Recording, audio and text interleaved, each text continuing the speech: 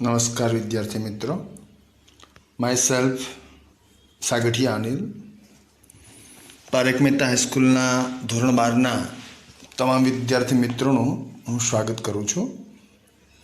समाजशास्त्र विषय में આપણે પ્રથમ બે પ્રકરણો છે એ ભણી ચૂક્યા છીએ। આજે ત્રીજું પ્રકરણ જેમનું શીર્ષક છે અનુસૂચિત જાતિ, અનુસૂચિત જનજાતિ અને અન્ય પછાત વર્ગ, એમના વિશે આપણે અભ્યાસ કરવા જઈ રહ્યા છે। તો સૌપ્રથમ જોઈએ આપણે એની પ્રસ્તાવના। વિદ્યાર્થી મિત્રો, આઝાદી પહેલાંથી જ ભારતીય સમાજમાં જ્ઞાતિઓ વિશેના અભ્યાસો સમાજ વિજ્ઞાનીઓ માટે જ નહીં પરંતુ વહીવટીકર્તાઓ માટે પણ અભ્યાસના મહત્ત્વના ક્ષેત્રો રહ્યા છે। એટલે સમાજશાસ્ત્રીઓ અથવા તો સમાજ વિજ્ઞાનીઓ માટે જ નહીં પણ વહીવટકર્તાઓ સમાજ વિજ્ઞાનીઓ સામાજિક સંસ્થાઓનો અભ્યાસ કરે એ તો સ્વાભાવિક છે, પરંતુ વહીવટકર્તાઓ એટલે કે શાસન પ્રશાસનમાં રહેલા વ્યક્તિઓ છે એ પણ દેશ સમાજના કયા વ્યક્તિઓને કઈ જરૂરિયાતો છે અને એ પૂરી પાડવા માટે એને અભ્યાસો કરવા પડે છે।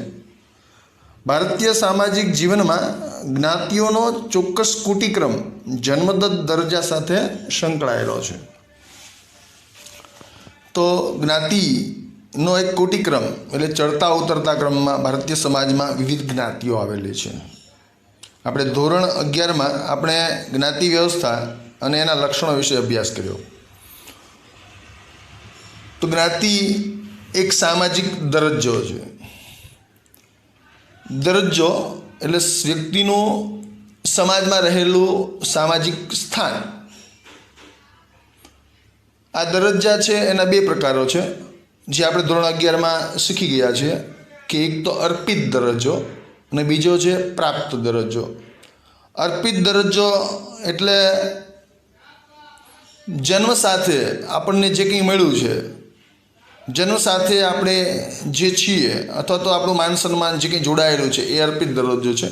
જ્યારે પ્રાપ્ત દરજ્જો એટલે આપણા જીવન દરમિયાન આપણે શિક્ષણ, સિદ્ધિઓ, મહેનતથી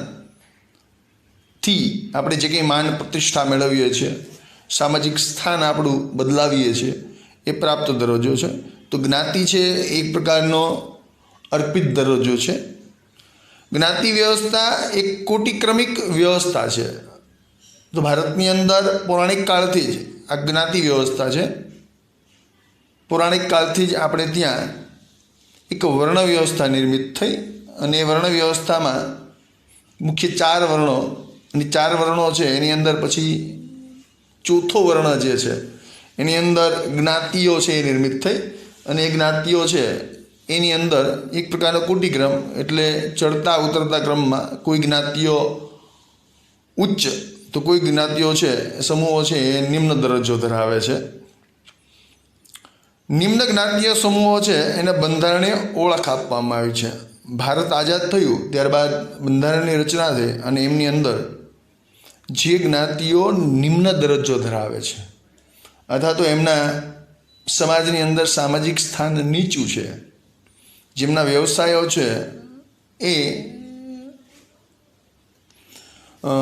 આર્થિક ઉપાર્જનમાં ઊણા ઉતરે એવા છે, જેના કારણે એ શૈક્ષણિક, રાજકીય, સામાજિક રીતે પછાત રહી ગયા છે અથવા તો એમની અમુક જરૂરિયાતો છે સંતોષાઈ નથી, એવી જ્ઞાતિઓની ઓળખ કરવામાં આવી છે, જેથી કરીને એમના માટે વિકાસની જરૂરી પગલાઓ લઈ શકાય અને એમને સમાજની હરોળમાં લાવી શકાય, અન્ય સમાજની હરોળમાં।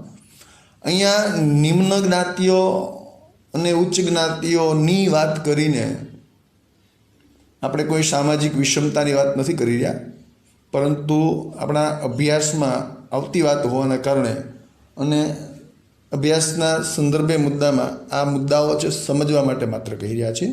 આજે શિક્ષણના માધ્યમથી કોઈ ઉચ્ચ કે નિમ્ન રહ્યું નથી। તો નિમ્ન જ્ઞાતિ સમૂહોને બંધારણીય ઓળખ આપવામાં આવી છે। આવા જ્ઞાતિય સમૂહોને પછાત વર્ગો તરીકે ઓળખવામાં આવે છે। તો આવા જ્ઞાતિ સમૂહો જે છે એને પછાત વર્ગો તરીકે ઓળખવામાં આવે છે। જોઈએ પછાત વર્ગો। ભારતીય સમાજનું મૂળભૂત સ્વરૂપ વિભિન્ન દરજ્જા અને બંધ જ્ઞાતિ સમૂહોનું બનેલું છે। તો આપણે પહેલાં જ જોયું કે ભારતીય સમાજ જે વિભિન્ન દરજ્જાનું બનેલું છે અને એની અંદર બંધ પ્રકારની જ્ઞાતિ રચના છે. એટલે બંધ પ્રકારની જ્ઞાતિ રચના એટલે વ્યક્તિને જન્મ સાથે જે જ્ઞાતિ મળે છે અને એ જ્ઞાતિ સાથે જે માન સન્માન જોડાયેલું છે એ આજીવન જોડાયેલું જ રહે છે. પછાત વર્ગો એ એક સમષ્ટિ કે સમૂહ બનતો નથી. તો વળી જે કંઈ જ્ઞાતિઓ છે નિમ્ન કક્ષાએ છે અથવા તો નિમ્ન ગણવામાં આવી છે એ જ્ઞાતિઓ પણ કોઈ એક વર્ગ નથી ચોક્કસ. એની અંદર પણ ઘણી બધી જ્ઞાતિઓ છે, પેટા જ્ઞાતિઓ છે. એમાં પણ નિમ્નતા અને ઉચ્ચતાના ખ્યાલ છે પ્રવૃત્તિ રહ્યા છે. સમાજમાં વિભિન્ન સ્થાન અને દરજ્જાવાળા અને સામાજિક સ્થાનની દૃષ્ટિએ ચડતા ઉતરતા ક્રમમાં ગોઠવાયેલા સામાજિક જૂથો છે. તો આપણા સમાજની અંદર વિભિન્ન સ્થાન અને દરજ્જાવાળા એટલે ઉચ્ચ આર્થિક રીતે, સામાજિક રીતે, જ્ઞાતિની રીતે ચડતા ઉતરતા દરજ્જાવાળા અને સામાજિક દૃષ્ટિએ પણ ચડતા ઉતરતા ક્રમોવાળા જૂથો રહેલા છે.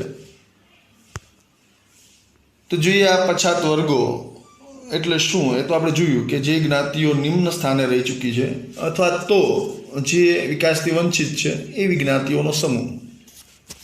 તો ભારતીય બંધારણમાં આવી મુખ્ય 3 જાતિઓ છે અથવા જ્ઞાતિ સમૂહો છે એને ઓળખી કાઢવામાં આવ્યા છે. એ પછાત વર્ગોમાં પહેલું છે અનુસૂચિત જાતિ. અનુસૂચિત જાતિ એટલે કે જેને આપણે એસસી તરીકે ઓળખીએ છીએ.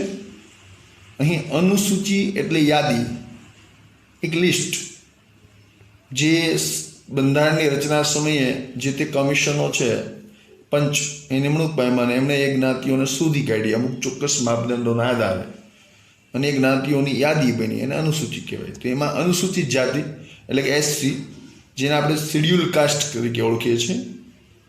બીજું છે અનુસૂચિત જનજાતિ, જેને આપણે એસટી એટલે કે શેડ્યુલ ટ્રાઇબ, આદિવાસી, આદિમ જાતિ. આપણે પ્રકરણ 2માં આદિવાસીઓ વિશે ઊંડો અભ્યાસ કર્યો, એમની સંસ્કૃતિ, એમનું રહેણાંક, એમના વિશિષ્ટ લક્ષણો વગેરે વગેરે. ત્રીજો મુદ્દો છે, ત્રીજી જ્ઞાતિ અથવા તો ત્રીજો વર્ગ છે અન્ય પછાત વર્ગ, જેને આપણે એસસીબીસી એટલે કે સોશિયલી ઇકોનોમિકલી બેકવર્ડ ક્લાસ, સામાજિક શૈક્ષણિક પછાત વર્ગ, અથવા તો આપણે જેને ઓબીસી કહીએ છીએ, અધર બેકવર્ડ ક્લાસ, અન્ય પછાત વર્ગ. ગુજરાતમાં જેને આપણે બક્ષી પંચની જાતિઓ કહીએ છીએ એ આવે છે. ભારતના બંધારણમાં દલિતોને અનુસૂચિત જાતિ, જો યાદ રાખજો, અનુસૂચિત જાતિ તો એમાં કોનો સમાવેશ થાય છે, કયા વર્ગનો, તો કે દલિતોનો. દલિતોની અંદર પણ ઘણી બધી જ્ઞાતિઓનો સમૂહ છે. એમાં પણ ચડતા ઉતરતા ક્રમમાં કોટિક્રમિક જ્ઞાતિઓ રહેલી છે. ત્યારબાદ અનુસૂચિત જનજાતિ, તો કે એમાં આદિવાસી, આદિવાસીને અનુસૂચિત જનજાતિ, અને અન્ય પછાત વર્ગને સામાજિક અને શૈક્ષણિક રીતે પછાત સમૂહોમાં સમાવેશ કરેલો છે. અને અન્ય પછાત વર્ગ જે છે એનો સામાજિક શૈક્ષણિક રીતે પછાત જે સમૂહો છે એ સમાજની મુખ્ય ધારામાં છે. સામાજિક રીતે બહુ નિમ્ન સ્થાન કે સામાજિક માન દરજ્જાની રીતે એમનું સ્થાન નથી ગણાતું, પણ સામાજિક અને શૈક્ષણિક રીતે પછાત છે, આર્થિક રીતે પછાત છે, એવા સમૂહોને અન્ય પછાત વર્ગ તરીકે ઓળખવામાં આવે છે. હવે જોઈએ આપણે અનુસૂચિત જાતિ, શેડ્યુલ કાસ્ટ, તો એના વિશે અભ્યાસ કરીએ.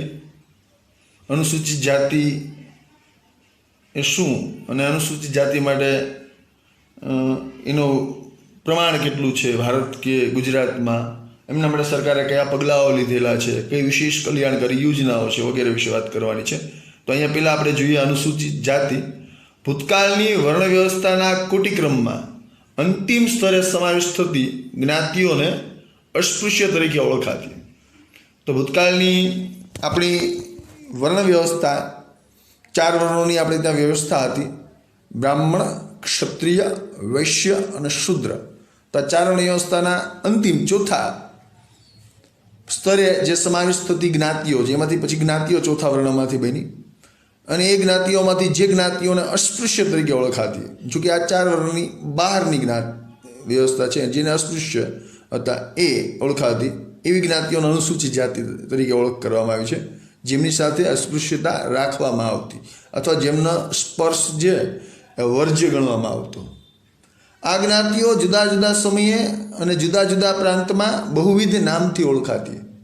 તો ભારતના ઘણા બધા પ્રદેશો છે, તે બધા પ્રદેશોમાં જુદા જુદા સમયે એટલે જુદા જુદા સમયકાળે, પૌરાણિક કાળમાં, બીજા કાળોમાં તો આ જ્ઞાતિઓ છે અલગ અલગ નામથી ઓળખાતી. કોઈ સમયે દાસ, ત્યારબાદ દસ્યુ, શૂદ્ર, અસ્પૃશ્ય, અત્યારે એક નવા નામથી ઓળખાય છે દલિત, હરિજન વગેરે વગેરે નામથી એને જે આપણે ઓળખીએ છીએ. ગાંધીજીએ એમને હરિજન નામ આપ્યું અને કેટલાકે એને કચડાયેલો વર્ગ કહ્યો. મહાત્મા ગાંધીજીએ આઝાદીના આંદોલન દરમિયાન અસ્પૃશ્ય જાતિઓ છે એના આખો સમૂહને એક નામ આપ્યું, હરિજન.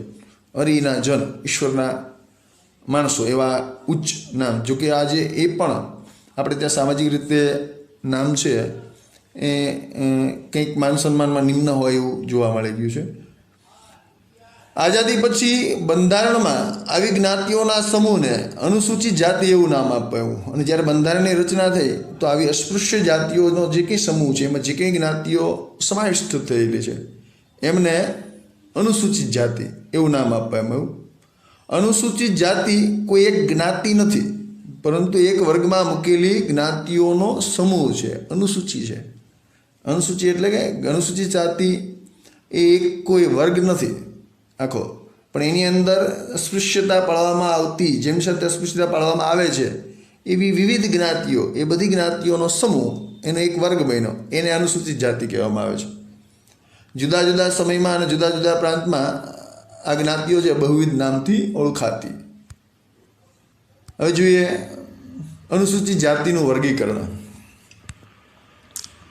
તો ભારતમાં અનુસૂચિત જાતિ ચોક્કસ સમૂહો કે જૂથોમાં વિવિધ રાજ્યોમાં રહે છે. તો પૂરા ભારતમાં અનુસૂચિત જાતિ છે એ અલગ અલગ રાજ્યોમાં વસવાટ કરે છે. એક જ રાજ્યમાં એકથી વધુ પ્રકારની અનુસૂચિત જાતિ વસે છે. કોઈ એક જ રાજ્યની અંદર પણ એક કરતાં વધુ જ્ઞાતિઓ એમાં રહેલી છે અને એ વસતી હોય છે. એ બધામાં પણ ઘણી જ પ્રાદેશિક અને સાંસ્કૃતિક ભિન્નતા જોવા મળે છે. તો એક જ જ્ઞાતિઓ, એક જ વર્ગની જ્ઞાતિઓ છે, પણ છતાં પણ એની અંદર અલગ અલગ જ્ઞાતિઓ છે અને એ જ્ઞાતિઓની અંદર પણ પાછી પ્રાદેશિક અથવા તો સાંસ્કૃતિક ભિન્નતા છે. એટલે રીત રિવાજ, પરંપરા એ બધું અલગ અલગ હોય છે. ભારતમાં વર્ષો સુધી તેમને નિમ્ન સામાજિક દરજ્જો અપાયો હતો. તેમને નિમ્ન સામાજિક દરજ્જો છે એટલે જે પછાત જ્ઞાતિઓ તરીકે અથવા પછાત વર્ગમાં સમાવેશ છે. તેમના વ્યવસાયોમાં ચામડાનું કામ, વણાટ કામ અને સફાઈ કામ વગેરે હતા. તેમની સાથે અસ્પૃશ્યતા રખાતી હોવાથી 1955માં ભારત સરકારે અસ્પૃશ્યતા નાબૂદી કાનૂન છે એ બનાવ્યો. શિક્ષણ, નવું વ્યવસાયીકરણ, નવા નવા ઉદ્યોગો, વ્યવસાયો વિકસતા, જાહેર વાહન વ્યવહાર, સંચાર માધ્યમો, ટેલિકોમ્યુનિકેશન, શહેરીકરણ, ઔદ્યોગિકરણ વગેરેના કારણે અનુસૂચિત જાતિ સાથેના વ્યવહારોમાં આજે પરિવર્તન આવ્યું છે. ભારત આઝાદ થયું ત્યારબાદ ભારતમાં નવી નવી ક્ષેત્રો નવા નવા વિકાસ પામતા ગયા. ઔદ્યોગિકરણ, શહેરીકરણ, આધુનિકરણના કારણે બધા જ લોકો છે વર્ણ, જાતિ કે જ્ઞાતિના ભેદ ભૂલી શૈક્ષણિક રીતે પ્રાપ્ત દરજ્જો પ્રાપ્ત કર્યો છે. શૈક્ષણિક રીતે આગળ આવે અને આવા સંકુચિત માનસિકતામાંથી હવે બહાર આવ્યા છે અને હવે આવી જ્ઞાતિઓ છે એમનો પણ એમની સાથેનો વ્યવહાર છે સમાજના અન્ય જ્ઞાતિઓનો એમાં પરિવર્તન આવ્યું છે. જોઈએ આગળ તો આ જ્ઞાતિઓનું પ્રમાણ કેટલું છે ભારતમાં અને ગુજરાતમાં. સૌપ્રથમ 1961માં વસ્તી ગણતરી થઈ ત્યારે ભારતમાં અનુસૂચિત જાતિની વસ્તી છે 14.64% જેટલી હતી અને ગુજરાતમાં 6.33% જેટલી. છેલ્લી વસ્તી ગણતરી 2011માં થઈ. એ દરમિયાન ભારતમાં 16.02% જેટલી વસ્તી એમની હતી, 2% જેટલો વધારો થયો અને ગુજરાતમાં એ 7.10% જેટલી છે. એટલે અનુસૂચિત જાતિનું વસ્તીનું પ્રમાણ છે. ભારતમાં અનુસૂચિત જ્ઞાતિઓમાં સૌથી મોટી સંખ્યા ધરાવતી જ્ઞાતિ રોહિતની છે. ભારતની અંદર અનુસૂચિત જાતિમાં આવતા વર્ગની સંખ્યા બહુ મોટી છે અને એમાં પણ અનુસૂચિત જાતિમાં એક જ્ઞાતિ એટલે કે રોહિત જ્ઞાતિ છે એની સંખ્યા સૌથી મોટી છે. તે કુલ વસ્તીની ચોથા ભાગની જેટલી, એટલે પૂરા ભારતની જે અનુસૂચિત જાતિની વસ્તી છે એમાં એ ચોથા ભાગની વસ્તી એમની જ છે. અનુસૂચિત જાતિનું સૌથી વધુ પ્રમાણ છે આપણે ત્યાં યાદ રાખજો, અનુસૂચિત જાતિ ધરાવતું અનુસૂચિત જાતિનું સૌથી વધુ પ્રમાણ કયા રાજ્યમાં છે? તો કે પંજાબમાં છે. 31.9% જેટલી વસ્તી છે એ પંજાબમાં છે. અને સૌથી ઓછી વસ્તી મિઝોરમમાં 0.1%. સૌથી ઓછી અનુસૂચિત જાતિ ધરાવતું રાજ્ય તો કે મિઝોરમ, એમાં 0.1%, બહુ ઓછી, નહીવત, કારણ કે ત્યાં એસટી એટલે આદિવાસીઓની સંખ્યા સૌથી વધુ છે. ગુજરાતમાં સૌથી વધુ વસ્તી ધરાવતી મુખ્ય 4 જાતિઓ છે. ગુજરાતમાં પણ અનુસૂચિત જાતિના વ્યક્તિઓની સંખ્યા ઘણી છે, 7.10% જેવી હાલ છે. એમાં એની મુખ્ય 4 જ્ઞાતિઓ છે. પહેલી માયાવંશી અથવા તો એને વણકર કહે છે. બીજી છે ભાંભી અથવા તો રોહિત. ત્રીજી જ્ઞાતિ છે વાલ્મીકી, મહેતર અથવા તો રૂખીના નામે ઓળખાય, મુખ્યત્વે સફાઈ કામદારો આપણે જેને કહીએ છીએ. અને ચોથી છે મેઘવાળ અથવા તો મેઘવાળ. વિશેષમાં જોઈએ તો અરુણાચલ, નાગાલેન્ડ, લક્ષદ્વીપ અને અંદામાન નિકોબાર, તો આ કેન્દ્રશાસિત પ્રદેશો છે એમાં અનુસૂચિત જાતિની વસ્તી જોવા મળતી નથી. મોટાભાગના કેન્દ્રશાસિત પ્રદેશોમાં આદિવાસી વસ્તી વધુ જોવા મળે છે. જોઈએ આજે એમને એક નવી ઓળખ પ્રાપ્ત કરી છે, તો એમના વિશે જોઈએ તો અનુસૂચિત જાતિની નવી ઓળખ. સ્વતંત્રતા બાદ અનુસૂચિત જાતિઓના સામાજિક આર્થિક વિકાસ માટે બંધારણની વિવિધ જોગવાઈઓ અને કલ્યાણ માટે લેવાયેલા વિવિધ પગલાઓ તેમજ સમાજ સુધારકોએ કરેલા પ્રયત્નોને લીધે જ્ઞાતિ આધારિત સામાજિક સ્તર રચનાના માળખામાં પરિવર્તન આવ્યું છે.